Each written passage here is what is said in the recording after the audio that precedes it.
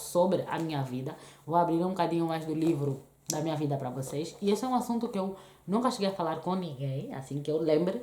Talvez na época eu falei com uma amiga ou coisa parecida, mas não tenho uma certeza absoluta sobre isso.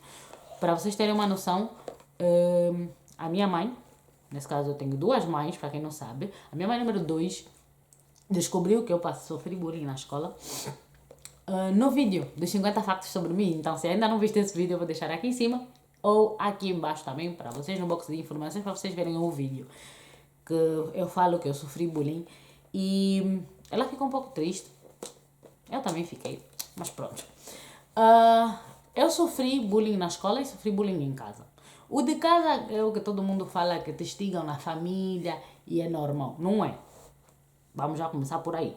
Porque assim, uma brincadeira, quando começa a afetar o outro fisicamente e psicologicamente, já não é uma brincadeira.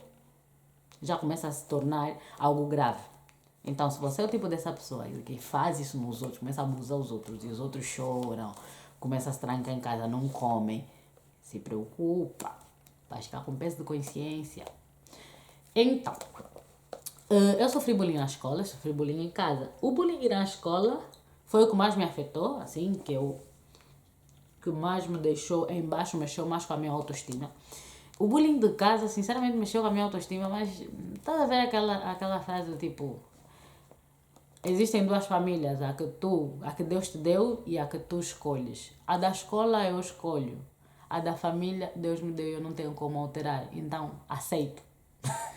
Então foi isso que aconteceu. Eles faziam bullying comigo e eu simplesmente, aceitei que são pessoas da família e que um dia vão calar. Sinceramente, não. Até hoje tenho aqueles comentários ainda um quanto chatos, mas já superei.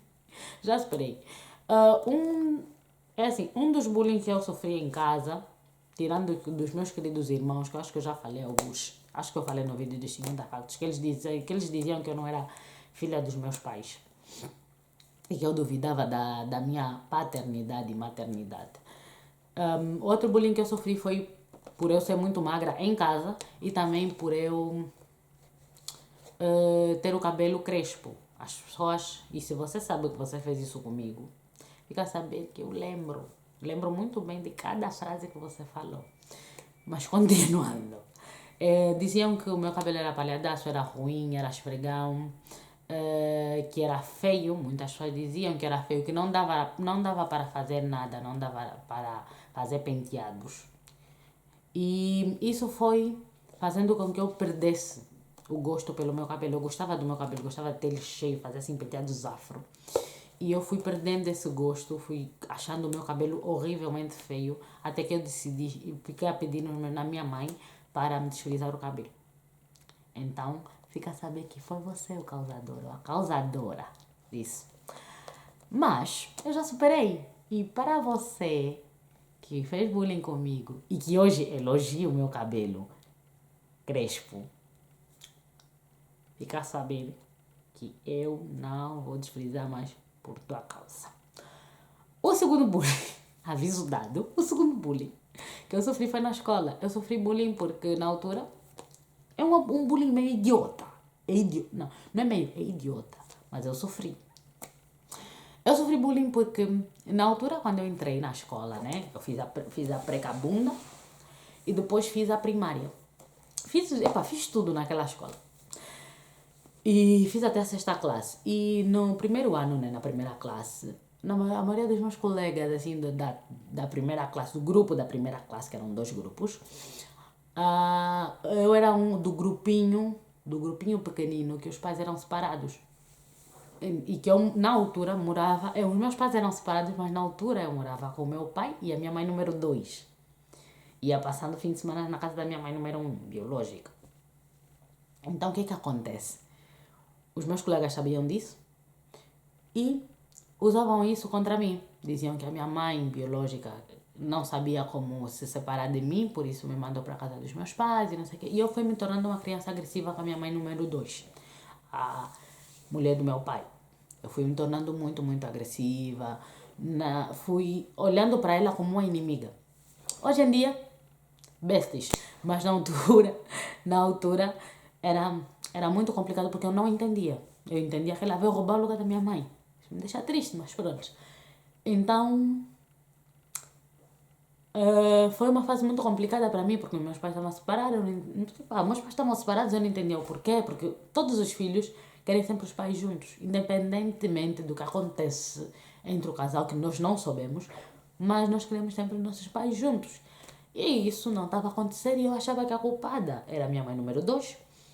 E, epá, eu fui me tornando um pouco agressiva e blá blá blá. Depois dessa fase, não sei se é obra de quem, os pais dessas pessoas também começaram a se separar. Eles continuaram a morar com as suas mães, na altura, e eu era uma das poucas que morava com meu pai e com uma outra mulher. O resto morava com as suas mães, né? Eu era a única que não morava diretamente com a minha mãe. Passava 20 semanas na minha mãe, mas cresci na casa dos meus pais.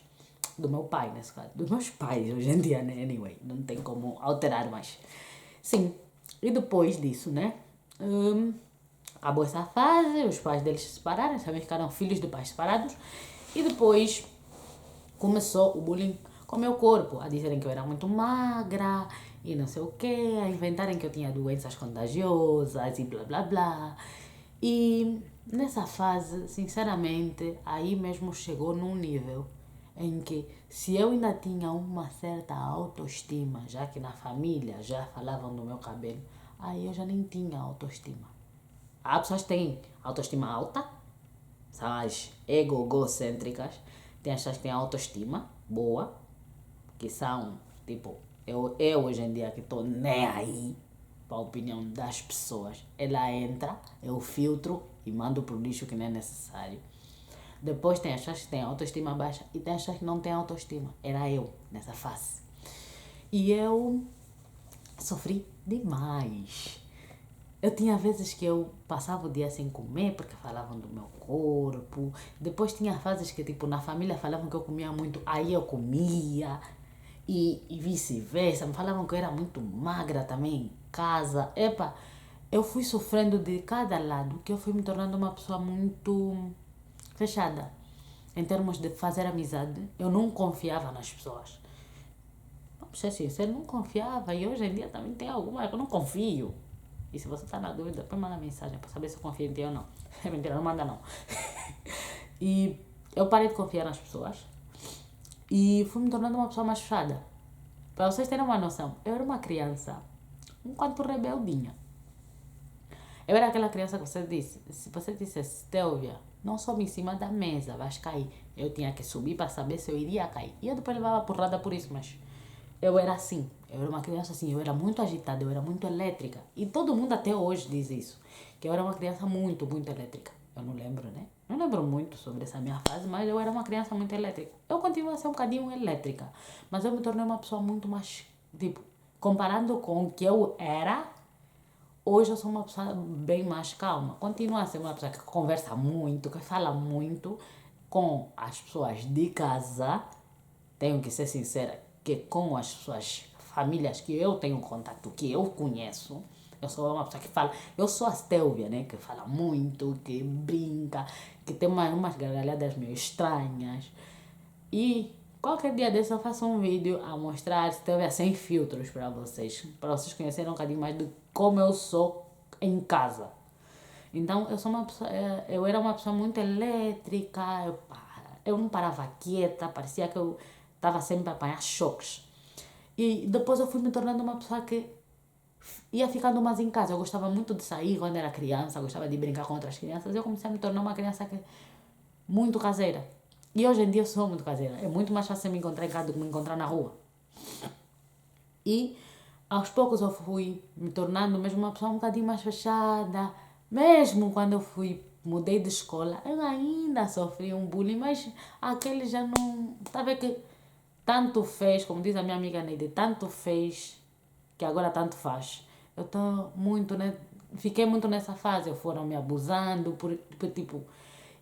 E as crianças, o ser humano, mas as crianças têm um espírito assim meio. Que é melhor não falar o nome que eu estou a pensar.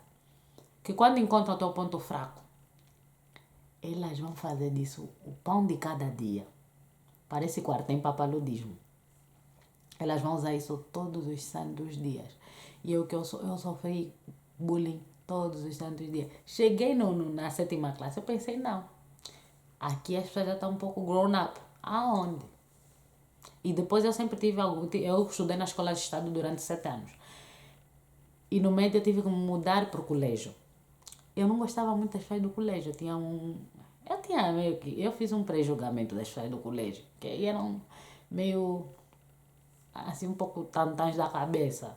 Não sabiam muito, não sei o quê. Mas tem esse grupo, tem. Mas eu conheci pessoas muito fixes no colégio. Então, não é só pessoas tantanzinhas. Meus amigos não são muito bem, não batem muito bem também da cabeça, mas são meus amigos, vou fazer o quê? Sim, então eu cheguei no colégio, né? Com a minha autoestima já aqui embaixo. E ainda sofri bullying no colégio também, mas aquele já foi. Aquele até foi elogio. Comparado do que eu passei durante 7 anos, aquele foi elogio. Depois disso, dessa fase, né? O meu refúgio, de tanto bullying que eu sofri, o meu refúgio foi a poesia. Não lembro com que idade concretamente eu comecei a escrever poesia, que hoje em dia muitas poucas pessoas sabem que eu faço isso. Eu também não gosto de dizer sobre. Eu comecei a escrever poesia, que foi um dos meus refúgios. Eu não falei com ninguém, que foi um erro. Então, para tu que estás a passar por isso, fale com uma pessoa. Queixa, como dizem. Vai ser queixinhas, vai ser piegas, mas fala. Porque é isso que a outra pessoa quer te desestabilizar e fazer com que você passe pelo mesmo sofrimento que essa pessoa está a passar. Porque a pessoa que pratica bullying nada mais é do que uma pessoa frustrada, que passa por alguma coisa, simplesmente faz isso contigo porque é o que fazem com ela. Então, fale com alguém mais velho, converse com alguém de confiança e procure sempre ficar sempre rodeado de pessoas. Ter sempre um ciclo de amizade, não é aquelas cobrinhas que estão a falar mal de ti. Ter mesmo um ciclo de amizade, procurar estar sempre conectado com as outras pessoas. Quanto mais tu te fechares, mais isso vai te doer e mais difícil fica para tu voltares à convivência normal de um ser humano, que é conviver com as pessoas, que é pelo menos ter um sorriso no rosto todos os santos dias. Tipo, hoje em dia eu estou sempre a rir. Basta ligar a câmera, me dá graça porque eu fico olhando para a minha própria cara, para vocês terem uma noção. Mas é muito importante vocês simplesmente porem na vossa cabeça aqui. Nada mais. A pessoa que pratica bullying contigo e que usa os teus pontos fracos, que também são os deles, é simplesmente para te desestabilizar. Então, ignore essas pessoas e simplesmente carry on with your life. Move on. Faz alguma coisa. Não permita que essa pessoa que está com o rancor da própria vida te desestabilize. Eu, depois de um tempo, né, conheci pessoas que me ajudaram muito a voltar a ter a minha autoestima, a ser uma pessoa com uma... não vou dizer que eu tenho a autoestima lá em cima, mas eu tenho uma boa autoestima. Eu, hoje em dia, olho para o espelho. Uma das minhas terapias, uma das coisas que eu decidi fazer foi olhar para o espelho e dizer que eu sou bonita. Todos os dias eu olho para o espelho. Logo de manhã, quando acabo de me preparar para ir para a universidade, para fazer alguma coisa, eu olho para o espelho e digo, poças, eu sou linda, maravilhosa. E isso, principalmente para as mulheres, essa é uma dica principalmente para as mulheres, não deixa ninguém dizer que você é feia. Não deixa ninguém, porque a beleza é muito relativa. Mas você tem que ser a primeira pessoa a se amar, porque senão ninguém vai te amar. Para quem pratica bullying, vamos lá ter uma conversa aqui séria. Não faz isso. Porque se você sofre de bullying, você não deveria estar fazendo o mesmo com outra pessoa, porque você sabe qual é a dor sabe qual é a dor que a pessoa vai sentir. E normalmente as pessoas que praticam bullying praticam sempre com uma pessoa fisicamente mais fraca. É sempre assim. É sempre fisicamente mais fraca que a outra pessoa. Então, vocês procurem ter um pouco de juízo nessa vossa cabeça. Fazer alguma coisa que preste. Vão trabalhar, façam alguma coisa. O bullying não é uma coisa positiva de se fazer. Há pessoas que se matam por causa disso.